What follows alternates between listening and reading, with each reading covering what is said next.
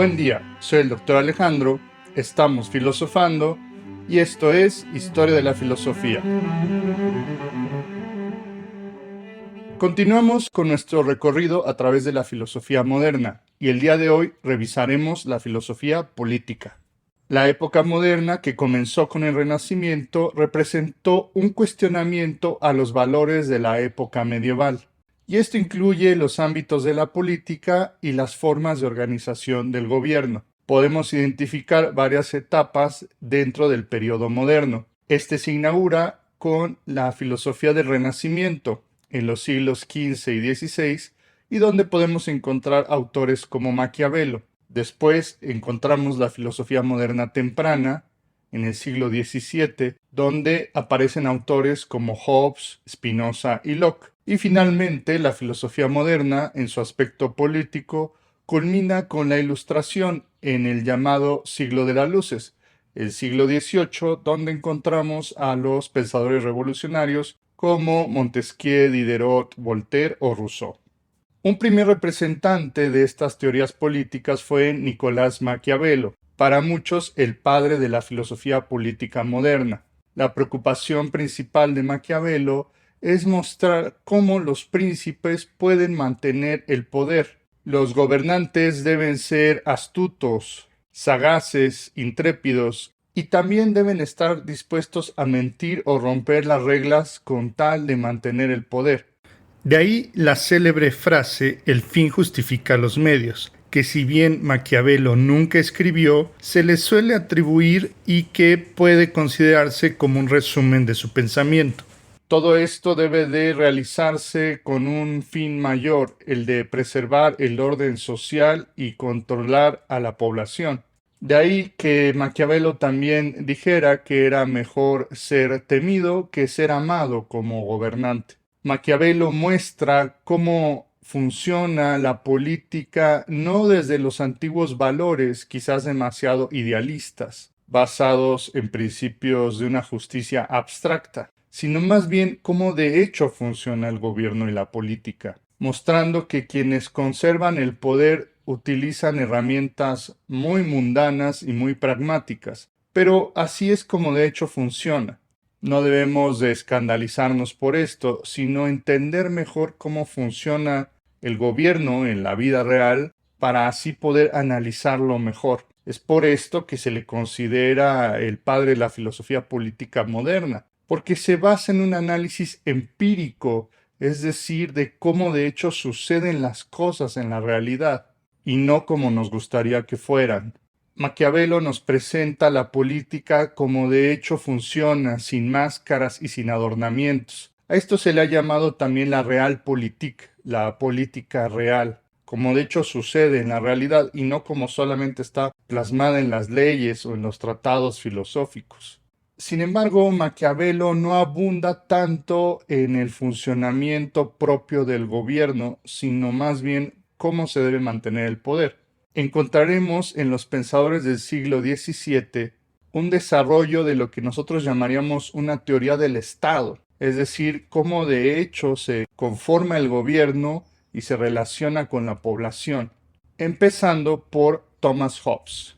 Thomas Hobbes nace en el año de 1588, el mismo año en que el rey Felipe II amenazaba con invadir Inglaterra.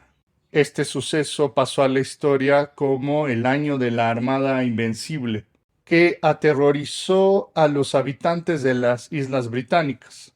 Por la amenaza de esta invasión, que de hecho nunca se concretó, Hobbes llegó a decir que su madre llevaba en el vientre a dos gemelos, a él mismo y al terror. Y es que este miedo que sintió la madre de Hobbes sería una constante que se mantendría toda su vida. Hobbes fue testigo de interminables guerras, pestes, hambrunas y atrocidades. Y esto va a formar su pensamiento político.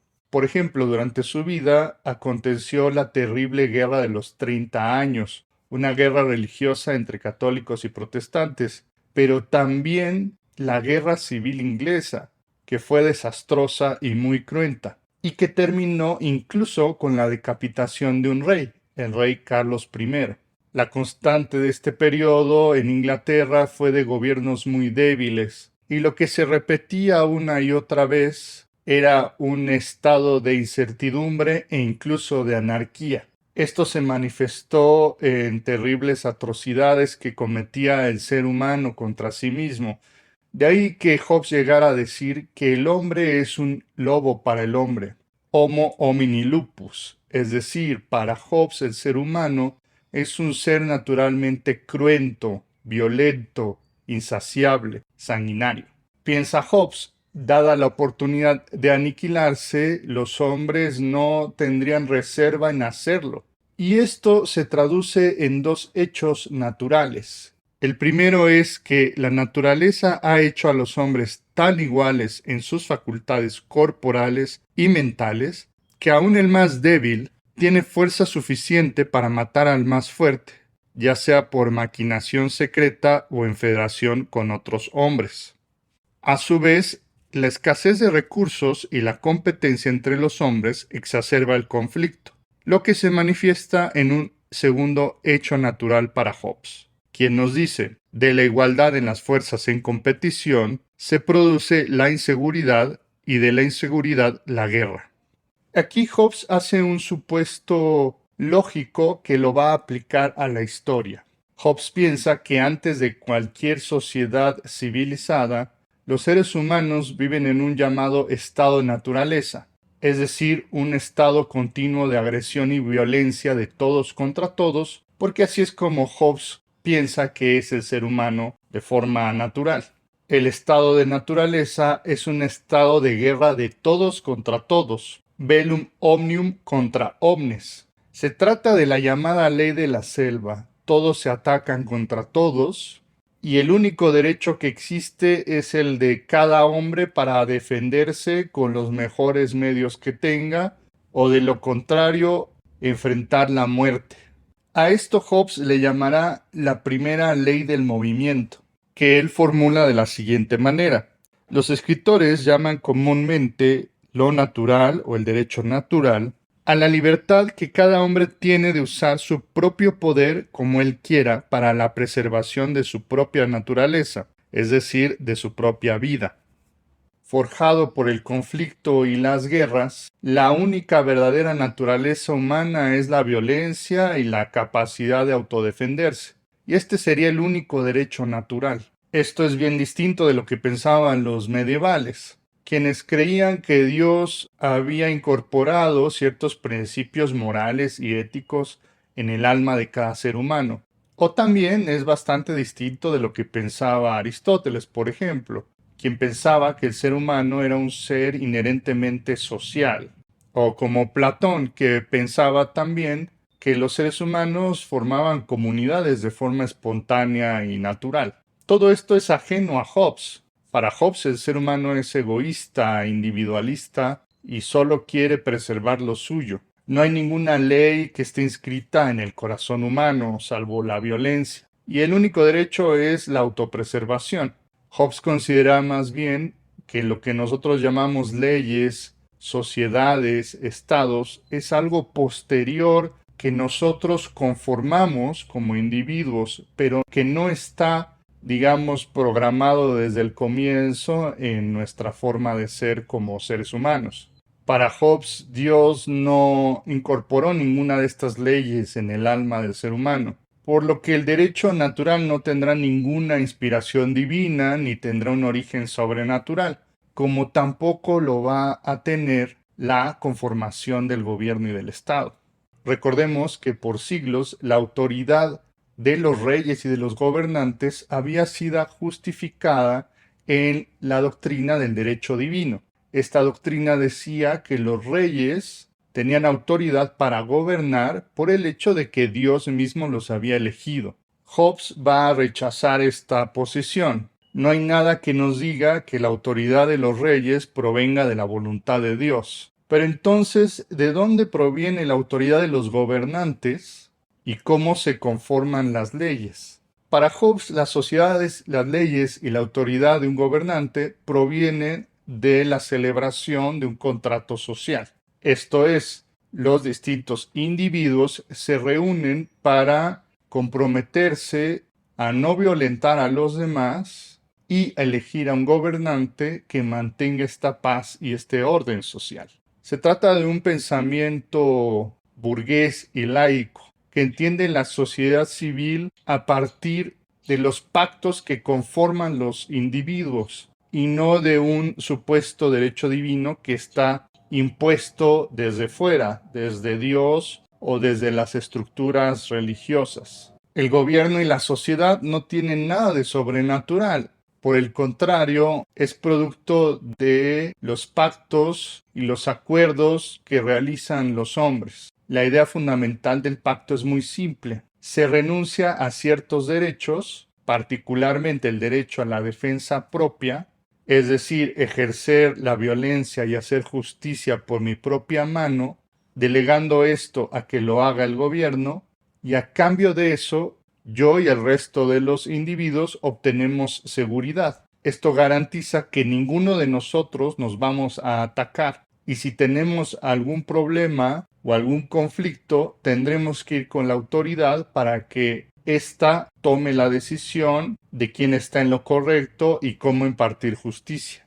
Esta será la segunda ley del movimiento de Hobbes, que dice así: que un hombre esté dispuesto, cuando otros también lo están como él, a renunciar a su derecho, a toda cosa en pro de la paz y en defensa propia, y se contente con tanta libertad contra otros hombres como consentiría a otros hombres contra él mismo. De esta manera, al renunciar al derecho de atacar a los hombres para autopreservarse, cada individuo gana seguridad de su vida y de sus propiedades. Como Hobbes considera que no hay nada natural en este contrato social, la fuerza del derecho y del Estado debe imponerse, casi sin ningún cuestionamiento.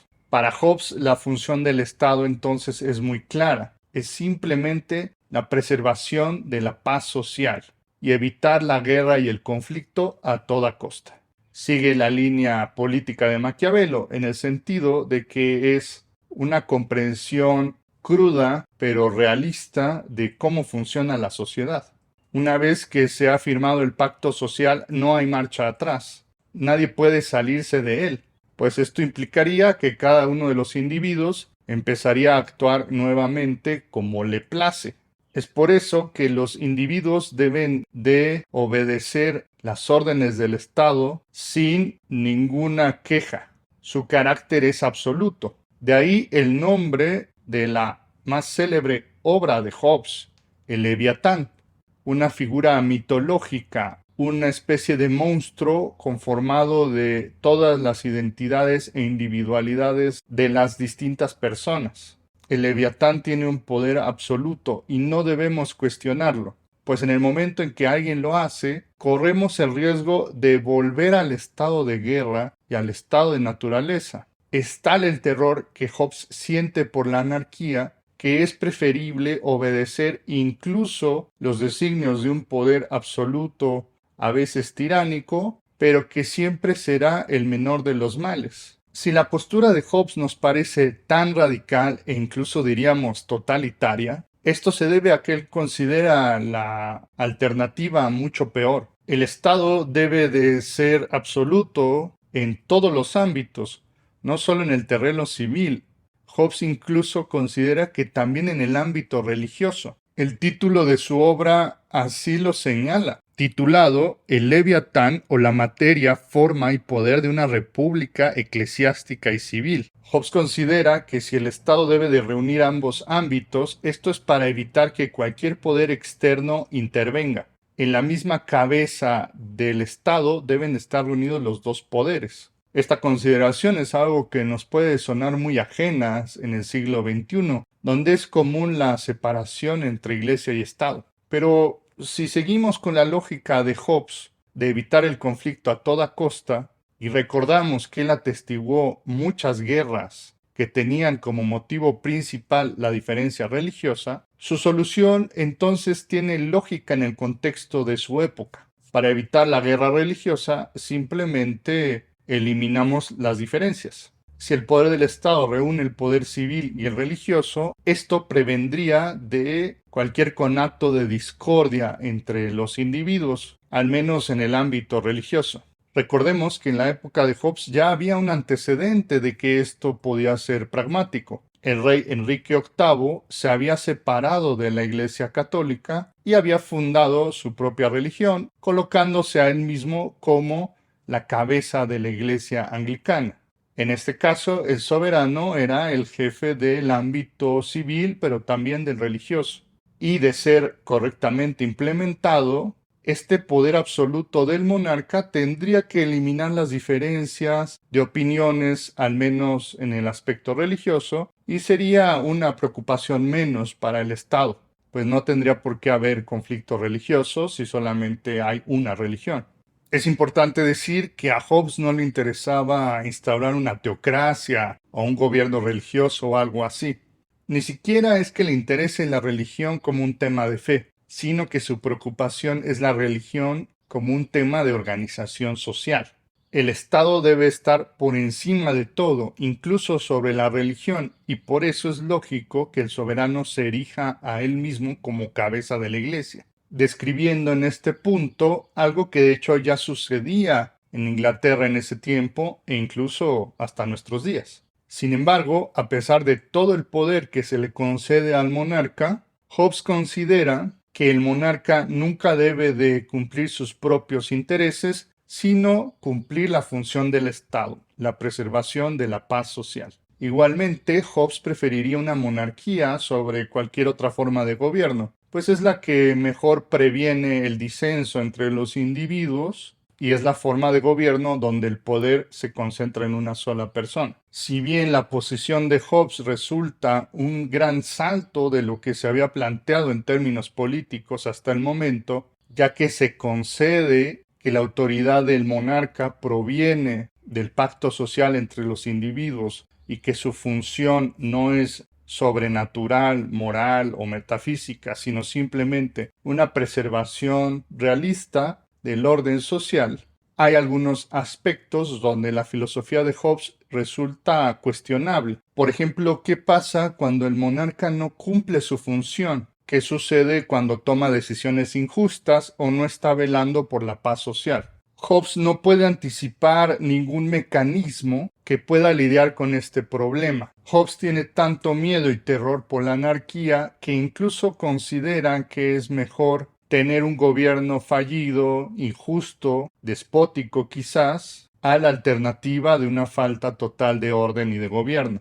Por eso Hobbes considera que no sería lícito que los individuos rompan el pacto social o que se rebelen contra el monarca, sino que en este caso la mejor alternativa es resistir la vida del monarca y esperar a que llegue otro mejor acaso. Este problema será atendido por otros pensadores que fueron influenciados por el pensamiento de Hobbes. Uno de estos pensadores fue Baruch Spinoza, de quien ya tuvimos la oportunidad de hablar en un video anterior. Spinoza admitirá con Hobbes que el origen de la sociedad y del gobierno proviene del contrato, que él va a llamar pacto o pactus. Sin embargo, Spinoza va a distanciarse de Hobbes en este hecho particular. Siguiendo con su doctrina del conato, que ya revisamos anteriormente, Spinoza considera que sí hay una ley de la naturaleza, más allá de la propia preservación, como pensaba Hobbes. Cada individuo, no solo los seres humanos, sino todas las cosas que existen en la realidad, aspiran a su mayor potencialidad, a preservarse y, si les es posible, autoconservarse. Esto es lo que Spinoza llamaba el conatus o conato. Si entendemos el conato como la ley fundamental de la naturaleza, entonces cada individuo está obligado a autopreservarse e incluso de llevar a su propia existencia a la máxima realización, la máxima alegría, la máxima potencialidad. Si se erigiera un gobierno o una ley injusta, nadie estaría en la obligación de seguirla porque ésta atentaría contra el principio más fundamental, no solo del hombre, sino de la existencia. Es decir, la ley del conato es superior a cualquier ley social. Esto nos dice Spinoza en su obra política más conocida, el Tratado Teológico Político. Un pacto solo puede tener fuerza en virtud de su utilidad. Si se elimina esta, se acaba también con él el pacto, que quedará invalidado. Observamos aquí una clara diferencia entre Spinoza y Hobbes. Para Hobbes, el único valor, el único principio fundamental del Estado es la preservación del orden y evitar a toda costa el estado de naturaleza y de guerra. Spinoza admite que esto es importante. Efectivamente, si esto no está considerado, ninguna persona podría realizarse en sus potencialidades. Pero no es suficiente, no es lo único que el Estado debe de hacer. El Estado debe ser también útil para los individuos que se adscriben a ese contrato. Y si el Estado no puede garantizar que los individuos se realicen en todas sus potencialidades, es decir, que les sea útil, entonces los individuos no tienen ninguna obligación con ese Estado. Es decir, Spinoza estaría agregando una segunda función del Estado, no solo la preservación del orden social, sino también garantizar la utilidad, o nosotros diríamos el bienestar de los individuos. Spinoza considera que los individuos no nada más celebran el pacto social para evitar el estado de naturaleza y reunidos por el miedo a los otros, sino que también, y quizás más importante, para Spinoza el Estado es una unión de esfuerzos. Dirá Spinoza, el fin del Estado es la libertad, y esto implicaría que los individuos podrían realizarse mejor en comunidad de lo que lo harían en solitario. Es decir, Spinoza no considera que el Estado sea solamente huir del estado de guerra y la renuncia de los derechos particulares de defensa, sino que también es la reunión de muchos individuales que juntos pueden hacer algo mejor por toda la comunidad. En este sentido, entenderíamos por qué Spinoza sería más partidario del modelo democrático o republicano respecto a Hobbes. En la democracia se estaría incluyendo la voluntad y las opiniones del mayor número de individuos posibles en las decisiones de los ciudadanos. Si más personas participan de estas decisiones, entonces podríamos suponer que se estarían considerando los intereses del mayor número de individuos que estarían velando por su propia potencialidad, por su propio conato, si lo queremos decir así. Spinoza no considera que el Estado sea simplemente un policía o gendarme que está velando solamente porque los otros no se estén agrediendo, sino que también debe ser considerado un campo fértil donde todos los individuos puedan realizarse y explotar sus potencialidades. Así entendemos por qué Spinoza considerará ciertos derechos que Hobbes simplemente rechazaba. Por ejemplo, Spinoza piensa que el Estado también debe de velar por ciertos derechos como la libertad de expresión, la libertad de pensamiento e incluso la tolerancia religiosa, un concepto demasiado nuevo para esta época. En la medida de que los individuos puedan expresar su propio interés y sus propias formas de vida, pues estarán realizando mejor sus potencialidades. Spinoza se opondría a una única religión estatal, porque esto no garantizaría la libre expresión de los individuos, ni que lleguen a realizarse de forma particular.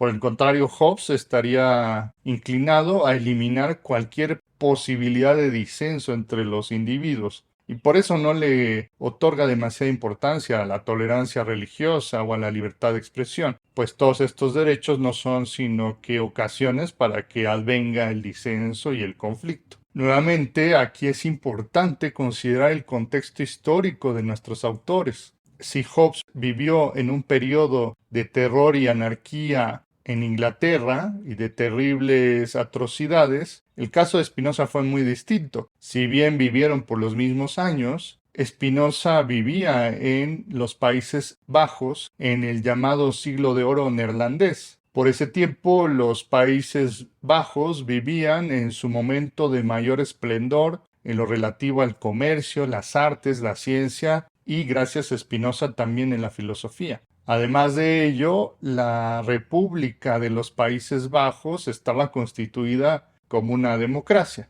o bueno, al menos en una democracia de ese tiempo donde podían participar ciertos ciudadanos privilegiados con propiedades y con ciertos derechos políticos. pero democracia a fin de cuentas, que en esa época era toda una novedad. Igualmente, los Países Bajos eran bastante tolerantes para la época. Por eso es que podían permitirse recibir personas de otros países y de distintos credos, razón por la cual la familia de Spinoza, judía, pudo haber emigrado de la península ibérica apenas unas generaciones atrás. Esta tolerancia civil, política y religiosa fue algo que contribuyó a la grandeza de los Países Bajos, atrayendo talentos, promoviendo el comercio y la libertad de expresión. Y podemos observar cómo la filosofía de Spinoza se enriqueció de este pensamiento. La experiencia histórica de Spinoza es diametralmente opuesta a la experiencia de Hobbes, y en lugar de haber atestiguado tantas guerras y atrocidades, vivió una época de oro. Esto explica por qué Spinoza sería más tolerante respecto a una democracia, de concederle tantos derechos civiles a los individuos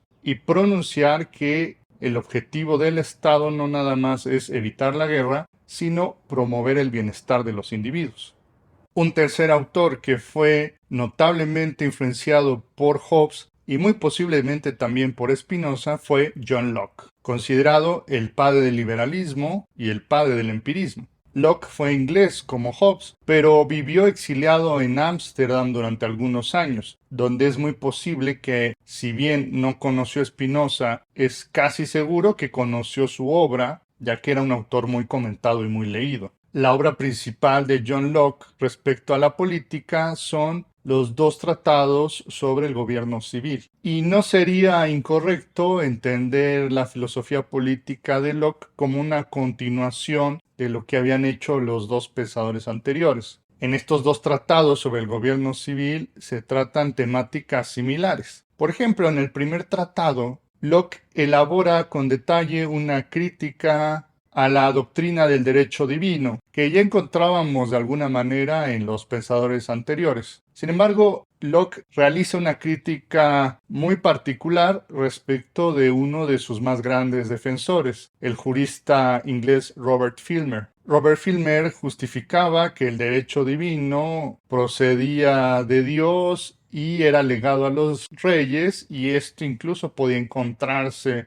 en las Sagradas Escrituras, concediéndole a Adán, el primer hombre, la primera potestad. Sin embargo, Locke considera que no hay evidencia ni teológica ni histórica de que esto haya sucedido y de que la autoridad de los reyes proveniera de un supuesto linaje desde el primer hombre, ni que haya forma de rastrearlo ni de justificarlo. Como lo había hecho Hobbes y también Spinoza, Locke considera que el origen del gobierno no tiene un aspecto sobrenatural.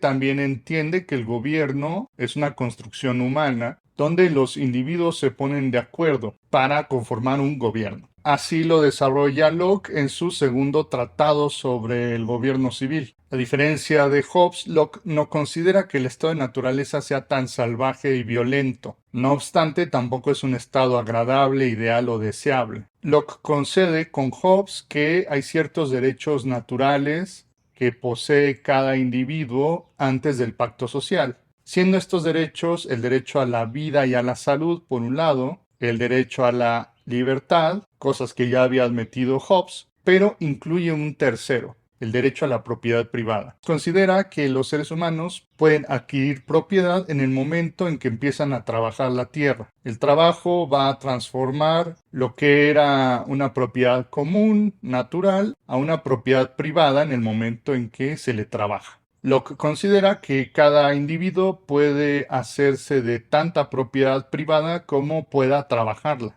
Este derecho a la propiedad privada se trata de una novedad, que si bien en este momento suena muy razonable, veremos en el futuro que también es problemático. Volviendo a nuestro tema, podemos decir que en Locke sucede algo similar a Hobbes. Locke también considera que los individuos celebran un contrato social delegando su derecho a la propia y legítima defensa con tal de obtener seguridad y paz social, y que serán las acciones del gobierno las que estén destinadas tanto a legislar como a ejecutar todas las acciones que conduzcan a la paz social.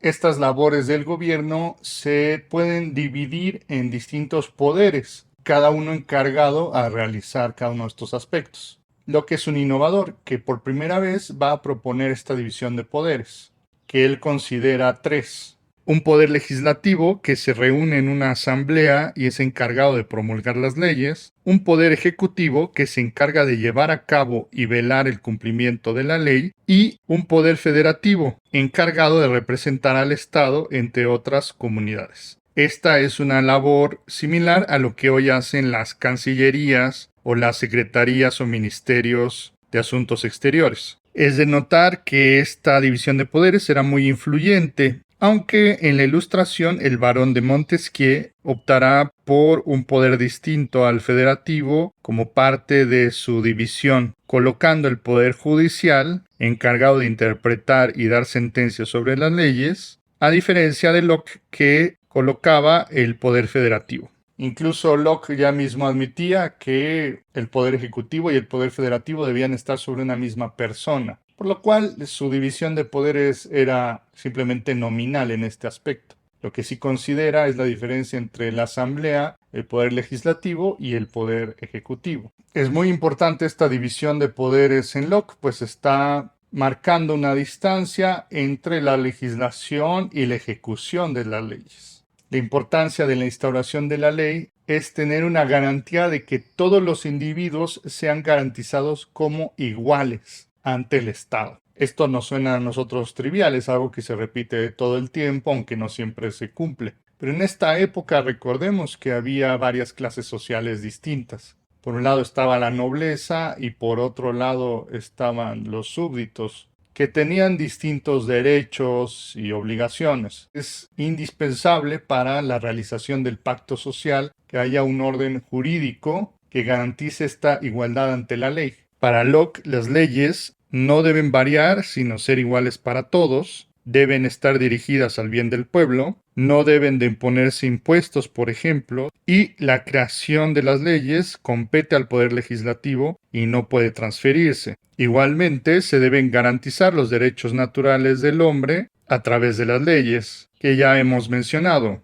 el derecho a la vida, a la salud, la libertad y a la propiedad privada. Estamos observando el nacimiento del modelo parlamentario. De esta manera, quien ejecuta las leyes no tiene la facultad de legislar sobre ellas. Esto previene de los abusos del poder y de que un ejecutivo se vuelva un particular más. Marcando esta distancia, cada una de las funciones están correctamente delimitadas y cada uno de los poderes no debe de invadir las facultades del otro. Así como sucedía en Spinoza, Locke considera también que si el Estado no llegara a garantizar estos derechos, el pueblo tendría la prerrogativa de alterar o suspender el gobierno.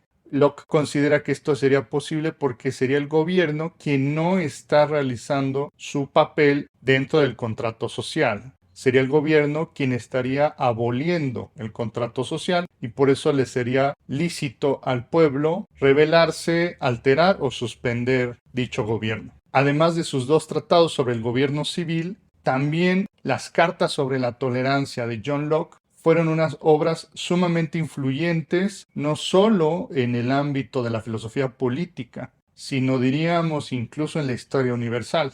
Locke, junto con Spinoza, considera que la uniformidad religiosa no es ninguna garantía para la paz social, y en cambio piensa que la diversidad y la tolerancia permiten mejor el desarrollo de los individuos e incluso el bienestar de todos los particulares. Nuevamente, el contexto histórico nos brinda mucha perspectiva de por qué hay una diferencia entre los planteamientos de estos autores. Decíamos que Hobbes había vivido una época de crisis y de guerra, Spinoza en el esplendor del siglo de oro neerlandés, y Locke vivirá sus años de desarrollo intelectual durante los años de la restauración de la monarquía inglesa. Después de la tremenda guerra civil que vivieron los ingleses y que el rey Carlos I hubiera sido ejecutado, se erigió un gobierno parlamentario comisionado a Oliver Cromwell, un régimen muy austero que solo duró algunos años. Y después de este tiempo se restauró la monarquía, primero con el rey Carlos II y después con el rey Jacobo o James II. Estos dos reyes tenían ciertas tendencias absolutistas y autoritarias, particularmente el segundo,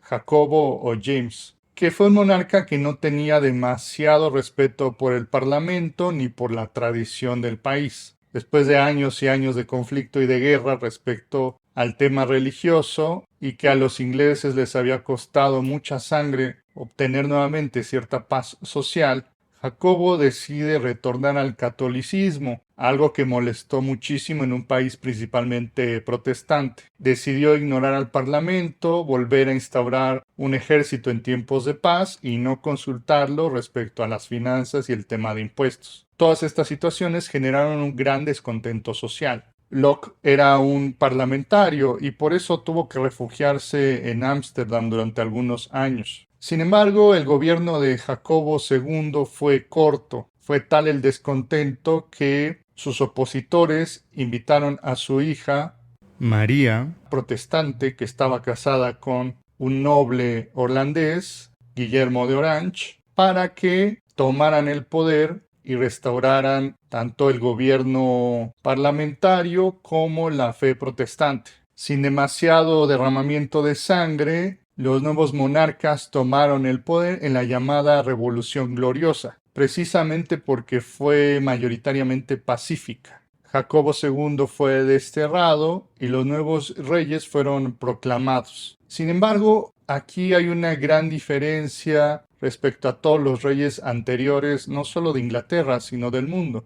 Una de las condiciones que debían seguir los reyes para ser coronados era la proclamación de un documento, el llamado Bill of Rights o Declaración de Derechos de 1688. En este documento los soberanos se comprometían a seguir las imposiciones que había dispuesto el Parlamento, constituyendo ahora sí una verdadera monarquía constitucional, modelo que se sigue llevando en el Reino Unido y que es el modelo de decenas de países alrededor del mundo. Las obligaciones que están dispuestas en la Declaración de Derechos son que el rey no puede crear o eliminar impuestos sin el consentimiento del Parlamento, no puede cobrar dinero para su uso personal, reclutar un ejército en tiempos de paz, debe garantizar la elección libre de los miembros del Parlamento, no debe de obstaculizar o negar la autoridad del Parlamento y debe garantizar que el Parlamento se reúna con frecuencia. La Declaración de Derechos limita de forma considerable el poder de los soberanos y va a ser una primera instancia donde los reyes van a perder muchas prerrogativas políticas. Con el paso del tiempo, incluso el papel del soberano va a ser marginalizado en el Reino Unido, ocupando simplemente una posición simbólica, pero importante para ellos. Este marco jurídico fue muy importante para Inglaterra, pues garantizó que ya no hubiera guerras entre ellos. La Declaración de Derechos es uno de los documentos fundacionales de la monarquía constitucional. Este marco jurídico garantizó que ya no hubiera guerras intestinas en el reino. Esta estabilidad política le permitió al Reino Unido consolidarse política, comercial y militarmente mucho antes que otras potencias europeas, dándole mucha ventaja para expandirse y eventualmente consolidarse en el temible Imperio Británico. No solo fue promulgada la Declaración de Derechos por estos años, sino también el Acta de Tolerancia, que le concedía libertad de culto a las diferentes denominaciones religiosas. No es una coincidencia que estos documentos tengan tantas similitudes con el pensamiento de John Locke. Locke fue sumamente influyente en su tiempo, y esto fue reflejado no solamente en tratados políticos y opiniones filosóficas olvidadas en algunos libros, sino como una auténtica realización histórica. La Declaración de Derechos fue un verdadero triunfo del parlamentarismo y constituyó de forma literal una auténtica realización de lo que antes se había nombrado abstractamente como un pacto social. A partir de entonces, los privilegios y los derechos de los reyes ingleses van a ser limitados y se va a imponer por primera vez un Estado de Derecho garantizado por leyes y por el acuerdo común de los ciudadanos y de unos soberanos que simplemente dan la venia y a la postre velarán simbólicamente sobre esa unión y paz social. John Locke fue sumamente influyente en el modelo de la monarquía constitucional, pero un siglo después también los padres fundadores de los Estados Unidos habrán de inspirarse enormemente para redactar la Declaración de Independencia de los Estados Unidos en el pensamiento de John Locke, por lo que Locke puede ser considerado uno de los autores filosóficos y políticos más influyentes de todos los tiempos, influyendo tanto en el modelo de la monarquía parlamentaria como de la república presidencialista, que también es un modelo que se sigue en muchísimos países, incluyendo la gran mayoría de los países latinoamericanos. Las obras de Hobbes, Spinoza y Locke fueron fundamentales para entender no solo el origen del Estado moderno, sino también el desarrollo de las distintas naciones y de la historia universal, cómo habrá de desembocar un siglo después en el movimiento político de la Ilustración, cuyos efectos sentimos hasta nuestros días. Es importante entender estos autores no solo en la forma en que redactaban sus ideas y en la comprensión de sus conceptos, sino sobre todo en el impacto que tuvieron en la realidad histórica de los países. La obra de estos autores está íntimamente interconectada, y a pesar de sus diferencias podemos apreciar ciertas constantes en la línea de sus pensamientos. A modo de conclusión y de resumen final, recordemos que para Hobbes el fin del Estado es preservar el orden a toda costa y evitar el estado de naturaleza. Esto sería favorecido por una monarquía absolutista, tal como el Leviatán que él describe en su obra.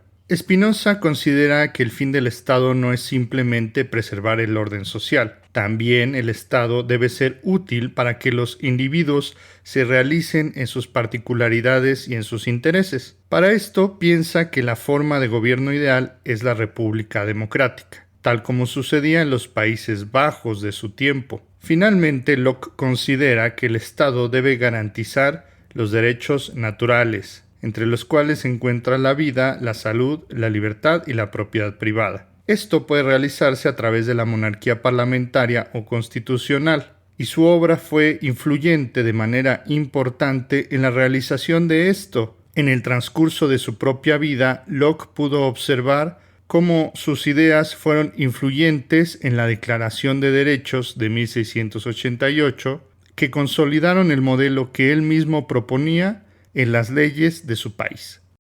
Como recomendaciones bibliográficas tenemos, como fuentes primarias, El Príncipe de Maquiavelo, de Hobbes, El Leviatán o la materia, forma y poder de una república eclesiástica y civil. De Spinoza tenemos el Tratado Teológico Político y el Tratado Político que no pudo terminar en su vida. Y de John Locke tenemos 2 ensayos sobre el gobierno civil y cartas sobre la tolerancia. Como bibliografía secundaria tenemos Maquiavelo y nosotros de Luis Althusser, Spinoza y la política de Balibar, Empirismo e ilustración inglesa de Hobbes a Hume de García Borrón, de Gramsci, Notas sobre Maquiavelo, sobre la política y sobre el Estado moderno. Un interesante artículo, aunque solamente está disponible en inglés, es el de Clever, Locke's Disguised Spinozism, donde se discute las influencias veladas y no veladas que Spinoza tuvo sobre el pensamiento de Locke. Y de Tonis tenemos Hobbes, Vida y Doctrina. Muchas gracias por ver este video y si te gustó dale like, comenta, comparte y suscríbete. Toca la campanita para recibir todas las notificaciones y visita mi página web y página de Patreon si quieres apoyarme o si quieres conocer mis cursos. Los vínculos están en la descripción del video. Nos vemos en la siguiente entrega. Hasta pronto.